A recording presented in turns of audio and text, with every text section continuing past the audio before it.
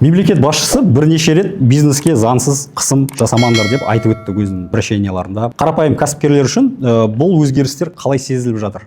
Өткен жылы 2025 жылдың 17 желтоқсанында мемлекет басшысының жарлығымен Бас прокуратура жанында инвесторлардың құқықтарын қорғау комитеті құрылды. Бұл комитеттің негізгі міндеті бұл инвесторлардың құқықтарын қорғау, инвестициялық қызмет саласында жоғары қадағалауды жүзеге асыру және осы инвесторлардың қатысуымен орын алатын дауларды сотқа дейін реттеу.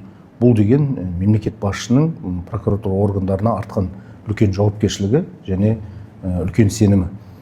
Осы тұрғыда еліміздің бас прокуроры инвестициялық омбудсмен болып белгіленді, ал жергілікті жерлерде облыс прокурорлары инвестициялық прокурор болып белгіленді. Яғни айтып өттім, өңірде жүзеге асырылатын әрбір жоба бойынша прокурорлар бекітілген.